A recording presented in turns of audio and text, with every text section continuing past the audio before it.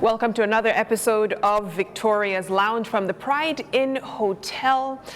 Today we're talking about a subject that is not often talked about.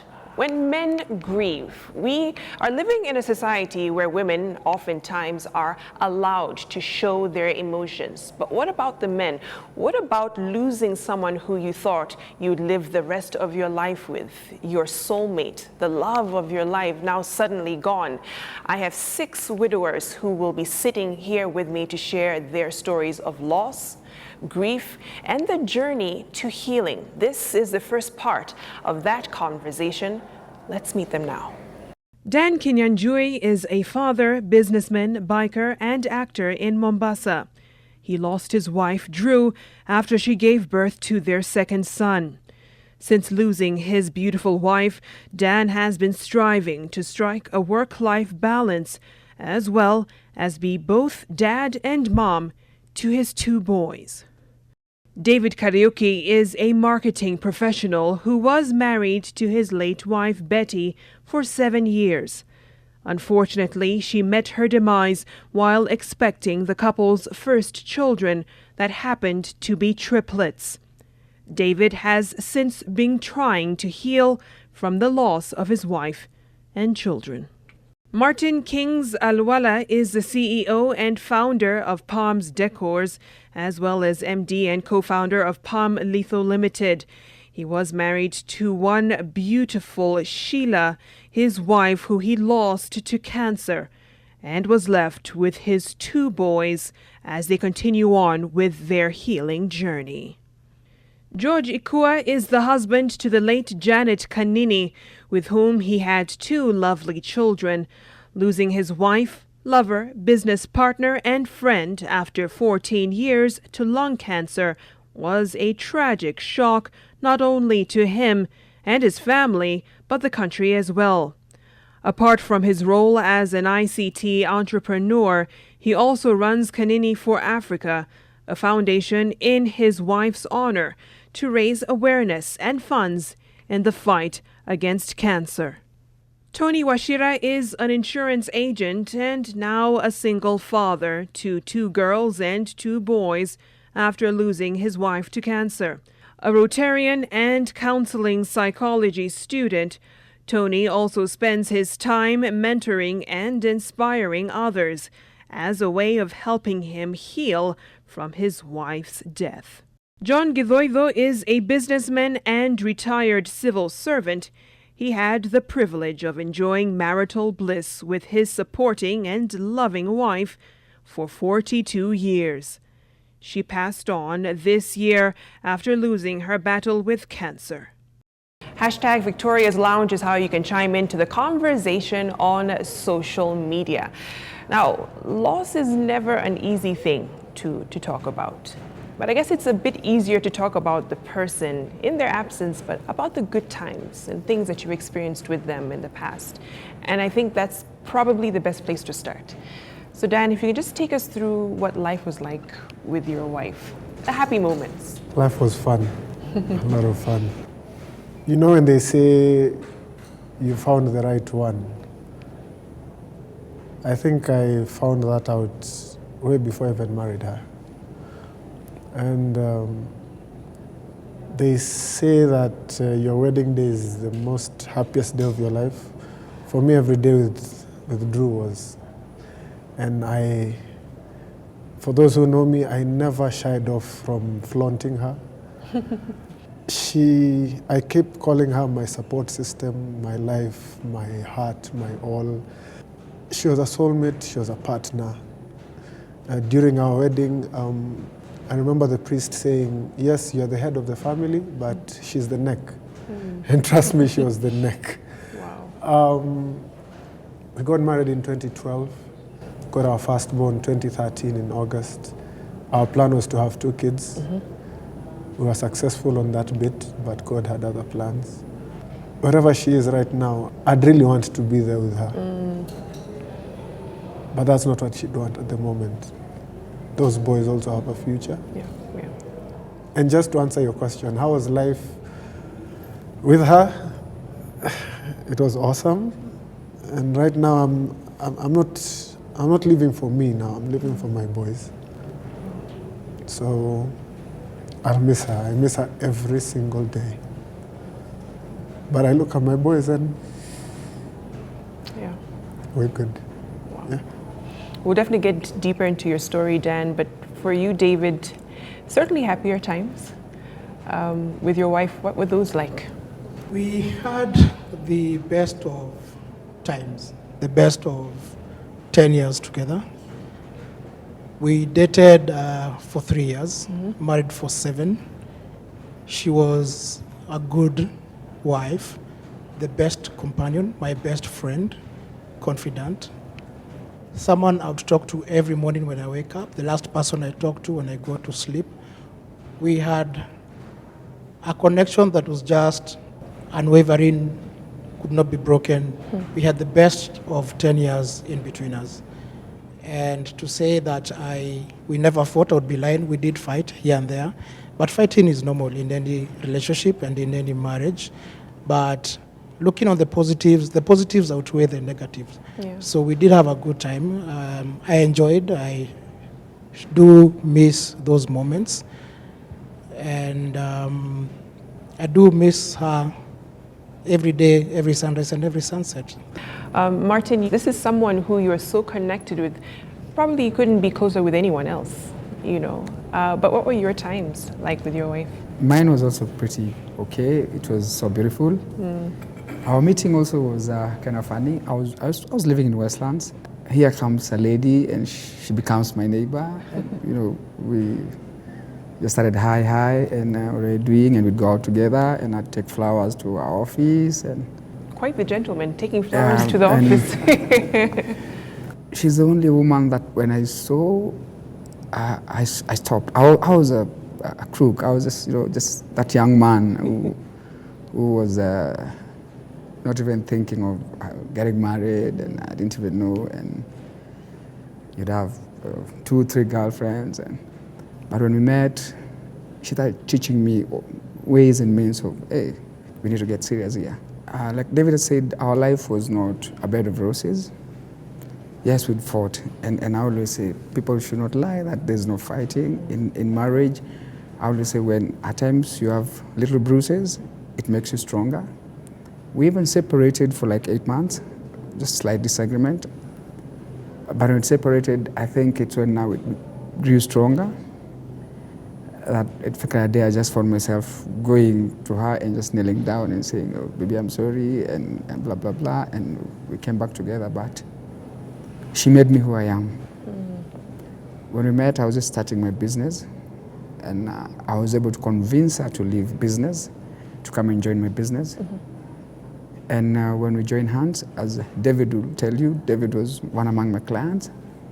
I knew David before I got married, and David told me, Martin, you got a gold. Because even when we'd go out with David and just to have drinks, and I'd be called. I say, I'm with David, no, and I'd give David the phone, and David used to meet the wrath of my wife. So I'm saying, I miss everything about Sheila. We could be here for a week if we listened to the whole history, but even in the tough times, I loved your honesty. Still, she was someone that you couldn't do without, and George, you and Janet, my goodness, I feel like we know your story. We've just been following it. But from what we knew about Janet, what more can you tell us that we didn't? What we had and what cannot be overemphasized about what we had with Janet was 14 years, 6 dating, 8 married, who had this explosive relationship, for lack of a better word. 2 very strong, vivacious, outgoing people, highly opinionated, pushing against each other and fighting each other and fighting the world for each other. The things that made her happy were the simplest. That used to amaze me. For somebody who had such a larger-than-life character out there, was excited by nyama choma, beans, leftovers. going to cheap hotels. The simple things These of life. extremely simple things. And I really used to struggle with her because being a young man in Nairobi, you think that it is Yeah. the large things. And it's something as simple as getting somebody to wash her car. Wow. It's that endears to you that day, and you think it's for you. It would be planning a trip and flying to somewhere, but for her, it's that little extra thought. And we got to know each other extremely intimately to a level where we actually ended up even becoming more of a family than her and her family and me and my family. And that was a problem in some front, but on the other front, it's the first line of, and it really helped us when she got sick. Because it was unquestionable that I was her first line of defense, Right. and vice versa. And that's what we were. And I always remember one of the things that brought me peace was in her last days, stubborn as ever, but she turned around and just said, I made the right choice. And for me, that's what I live with. Amazing. And I'm sure all the gentlemen here can say that too. You know, just having that piece of, I wouldn't have done life with anyone else. Yeah. You know, John, 42 years. Yes. I think we're still trying to wrap our minds around that. 42 years of marriage. Yes. What was that like? I mean, I know you're not going to take us through all 42, but you know. The only thing I can say about her is that she was likable. We always had visitors in our home because of her. She liked music, and she supported me when I was a civil servant until I retired in 2007. And then she went after 10 years. That was very traumatizing for me. But we had challenges, just like in other family, but these are things we could solve. Her character was witnessed during her funeral because it was wonderful. It was attended by so many people. Wow. So for that, the life is continuing. Yeah. Yes. Wow, it's amazing. I mean, it was clear that she touched a lot of lives. Yes. And still is, even in her absence. You know, I know she's still with you. Yes, Yeah. exactly. Yeah. Although I was told to release her so that the trauma does not remain with me. And how about you, Tony?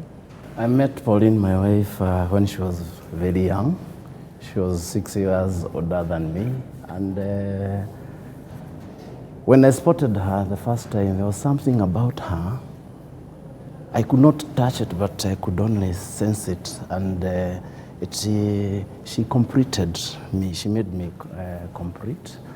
Pauline was welcoming, very friendly, very hospitable, and in fact, in the house we didn't need a radio because she, wherever Pauline is, you could tell. She was a beautiful soul, and every time before I go to bed, 3 years down the line, I always remember her, and I thank God that today I'm able to remember her with joy, reminisce on that wonderful times that we had together, and our differences never made us enemies, or we'll always look at the bigger picture, Yeah. okay, and respecting each other's opinions. Absolutely. I mean, it's amazing, and we're going to a break right now, but the common thread in all your stories is you all had the privilege of spending time with this person.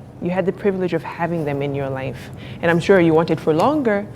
Of course, God has different plans, and we'll talk about what that did and the impact it's had on your lives and those of your children.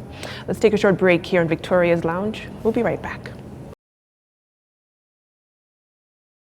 All right, welcome back. You're watching Victoria's Lounge. I have some very brave men with me today, sharing their experiences of loss and just going through the memories in the absence of their beloved wives. And this is not the easy part of the conversation, Dan, talking about when she did leave your life. If you just take us briefly through that day.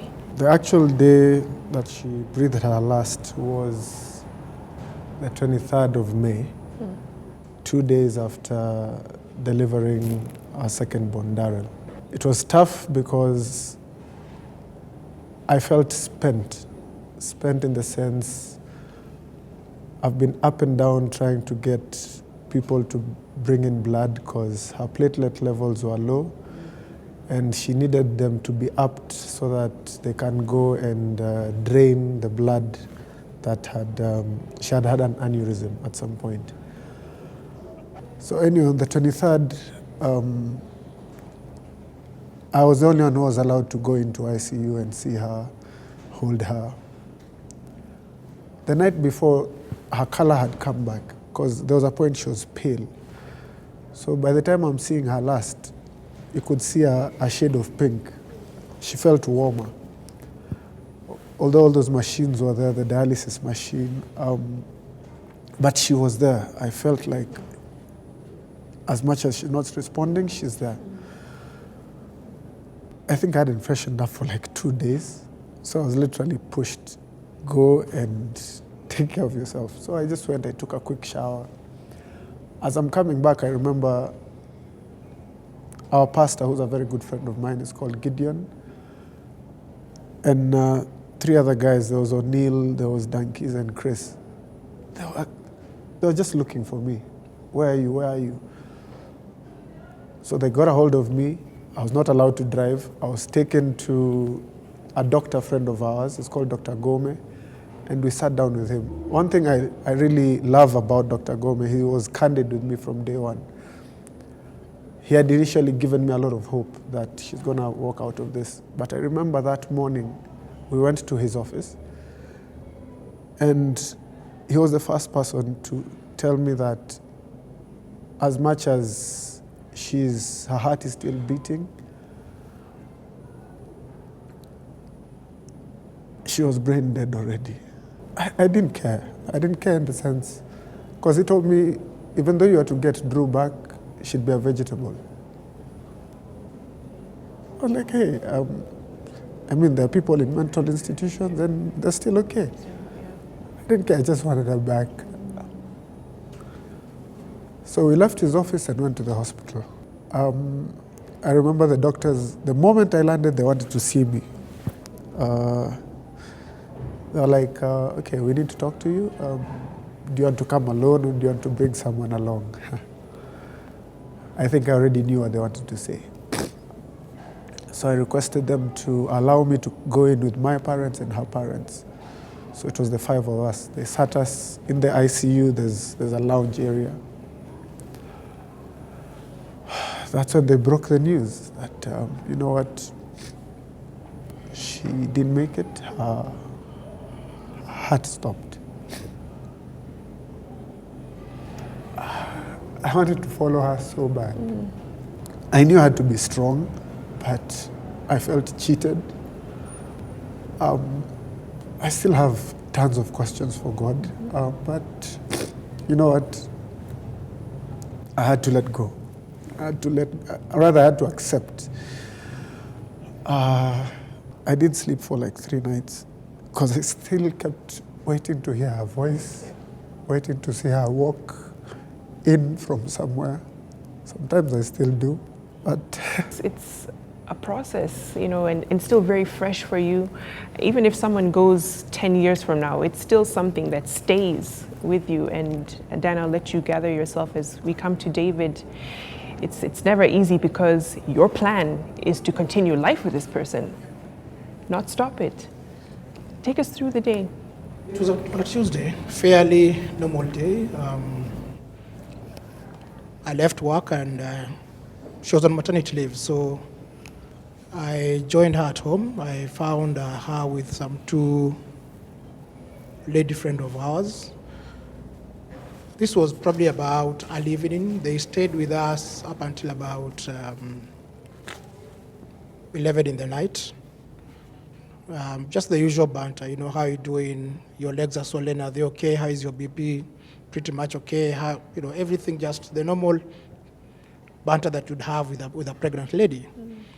And we left for bed at about 11 p.m. after bidding our guests bye.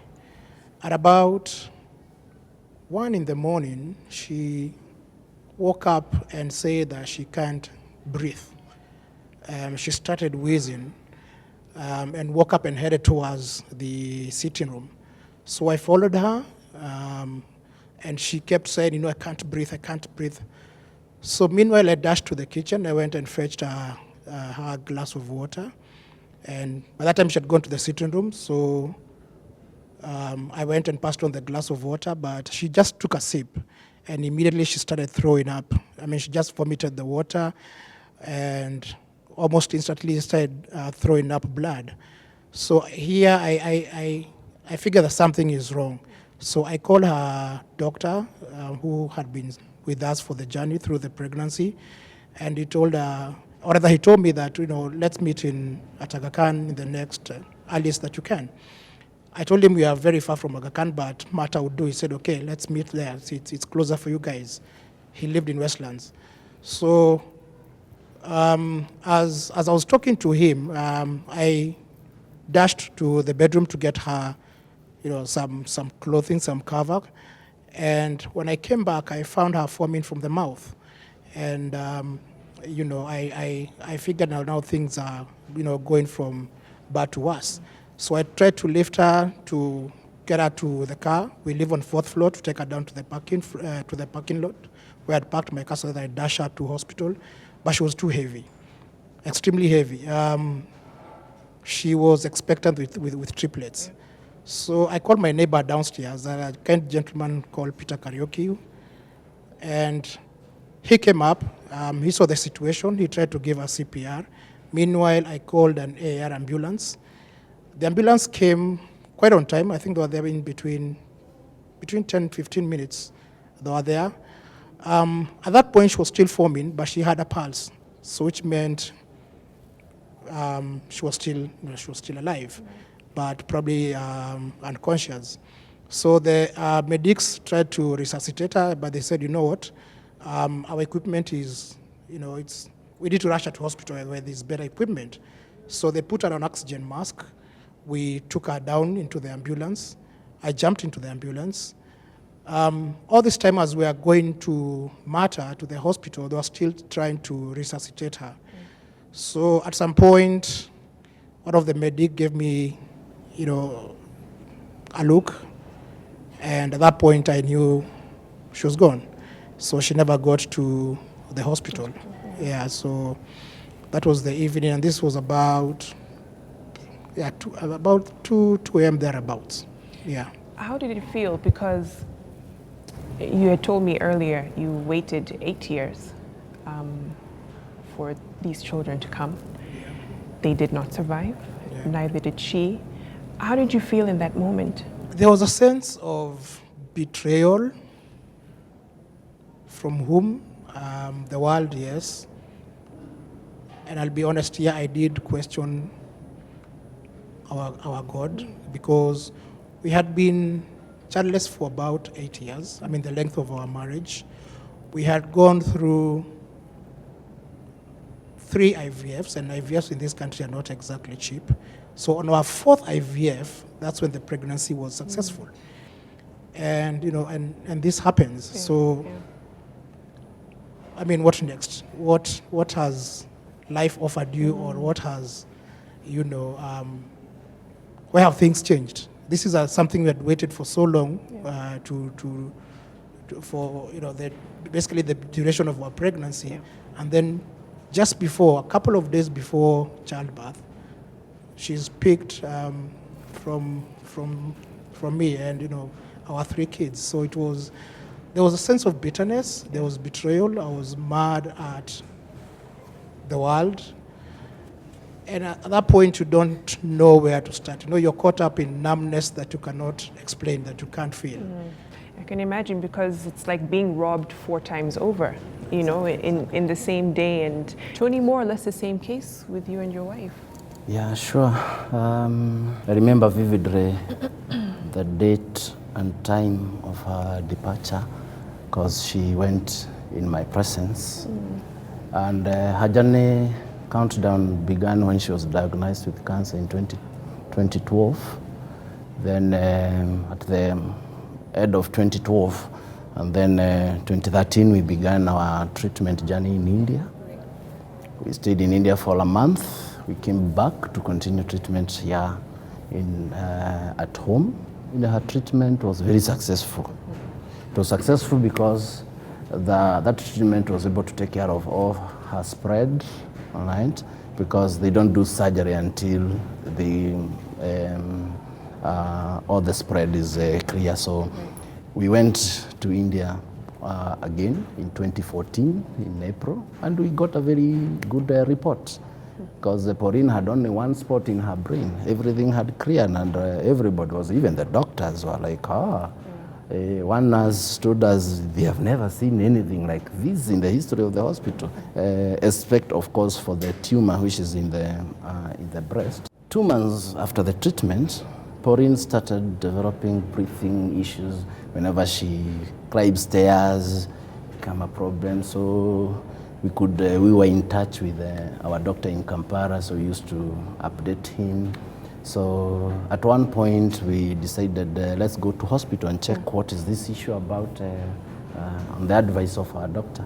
So CT scan revealed that she had a blood clot in her lungs. They also discovered the cancer has spread again to her lungs. So they couldn't start treatment for both. They had started to deal with the blood clot, which took 30 days. Yeah. Then we embarked on the chemo again. So on this material day, after she recovered from the reaction, in fact 2 days before the material date, she was not eating anything. But on that material day, she was able to take a full cup of porridge.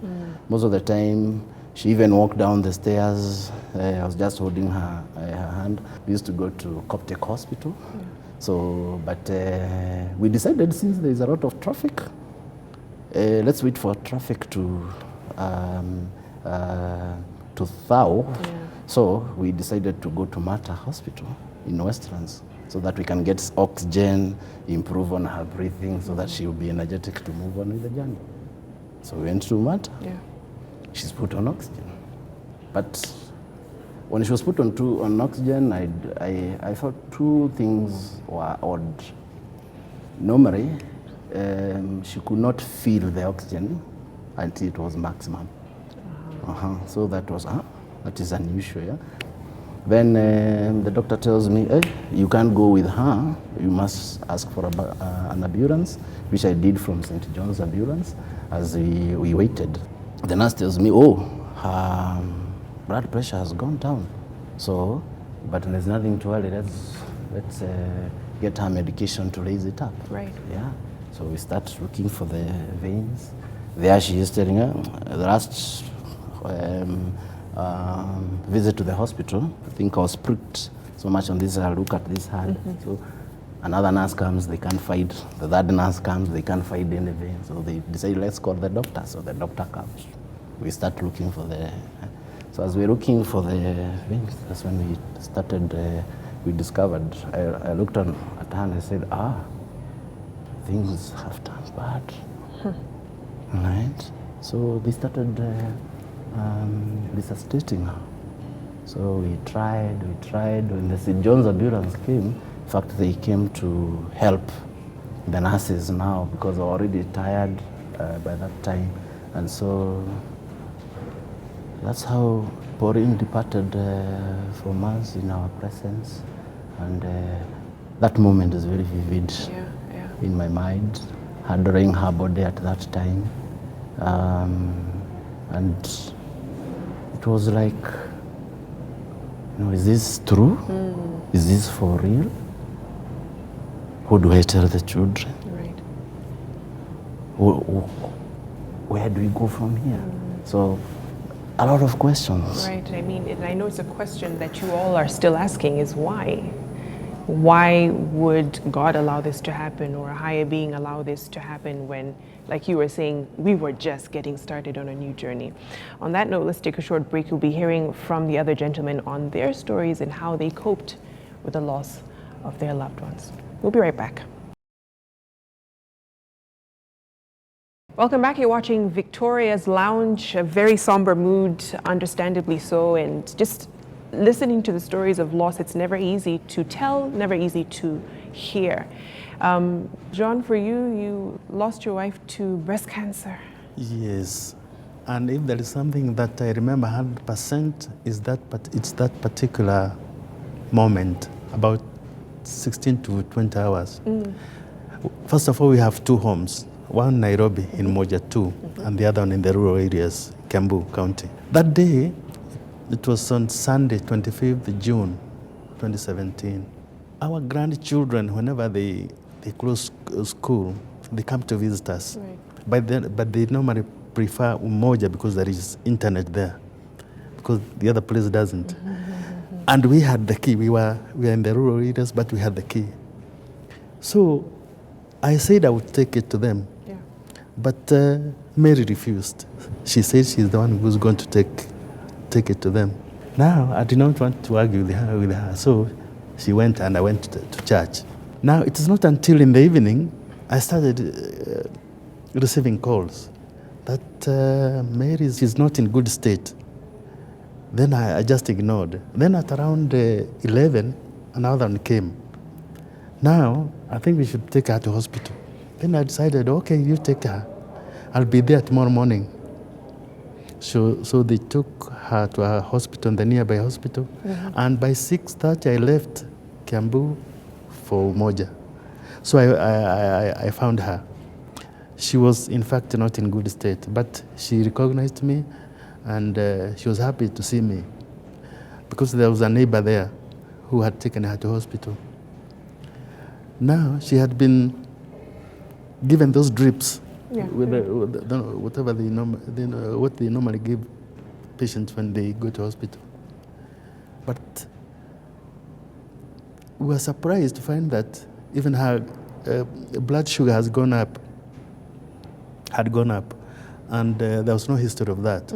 Also, the blood sugar, blood pressure had also gone up. So I think if we combined the other problem, blood cancer, breast cancer, and the two new situations, right, I think that's where things went in the name. So the doctor said, because she was coughing, she recommended we go for not a photo, but what do you call it? The picture, yeah.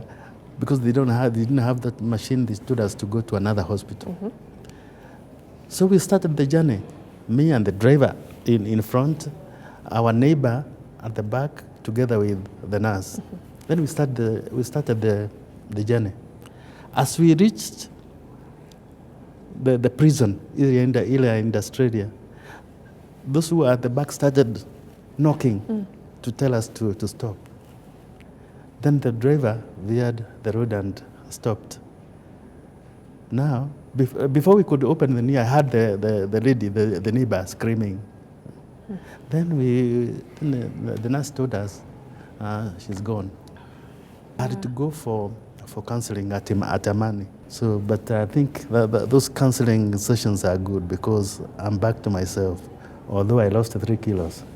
Oh my. Yes. I'm sure she cooked very good food during that time. That's probably why. Yes, she did. But what was going through your mind? Because this is a woman the only woman you knew for 42 years.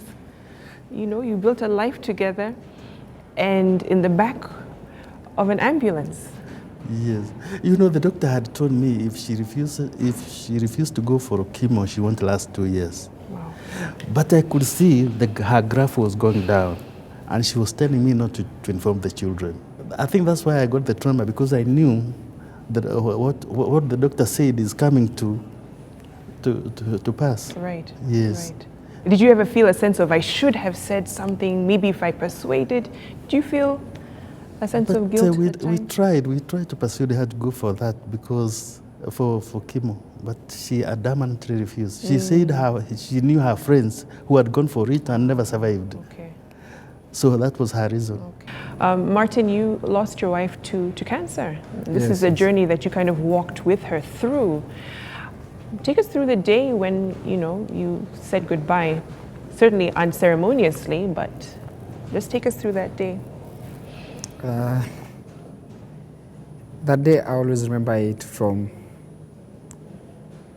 the Wednesday when she was badly caught ill, when I was at work and I was called, and my neighbor was there to drop her to the hospital. So we met in the hospital, and when the doctor looked at her and they did do the checkups, the blood test and whatever, and the bill was given was not bad, though she was not eating, and most of the time she'd put something on the mouth and you run with her to the washroom. At times she'd feel like losing something and there's nothing, just water. But the last day was the sad day when we just came from work at 10 p.m. with my nephew, and we found her sitting on bed and we chatted a bit, and she told me, babes, can you walk me to the washroom? And I took her, and she's sitting there and I'm standing there, there's nothing I can do, and I'd see the pain. But in her face, she was bringing in that glow that she used to have. You know, she was very jovial. She made my house be a home. People used to trim in my house every now and then, friends. And we were kind of a couple that were not visiting people, but we really loved people to come. So within that night, we went to the washroom like around 4 times, back and forth, and until now when she said, I'm feeling some slight pain on my chest. And by that time, nurses had come, and they started doing the oral, being given medications and stuff. But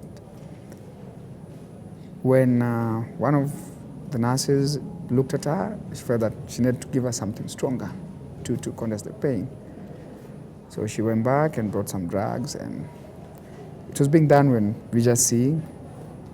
And I kept on just telling her, baby, you'll be fine, God is with you. Because from the last week that we shared together, anytime we'd be on the bedroom, she'd tell me, baby, will I really make it? And those were the sad stories that we talk about. What if I go? Who will take care of my 2 boys? And I kept telling her, why are you saying that? What if it's me? What will you say? And all the time we'd pray. We'd go like to sleep. After 1 hour, she'd wake me up. Baby, I'm not feeling okay. I'm just seeing some white clouds and whatever. And I'd tell her, no, what we need to do is just hold my hand. And most of our nights were just full of prayers when we were together before we went to hospital. But I always feel that she cheated me, and truth be told, I was not angry with the world, I was angry with God. Why did you just have to let her go? Why did you even let me be there? And she tells me, baby, bye-bye, you're tired, you need to go and rest. Wow, it is clear loss is never easy to go through and to even talk about. But thank you so much, Martin, for your candor and sharing your experience with the loss of your wife. This conversation, though, continues next week with George Ikua. We know the name. We knew his wife so well. And her loss touched so many, not just here in Kenya, but across the region and arguably Africa as well. We'll be hearing from him and his experience next week right here on Victoria's Lounge. So tune back in then. Thank you so much to the Pride Inn Hotel for hosting us. Thank you for watching, and keep the conversation going on social media. Have a lovely evening, and let's do this again next week.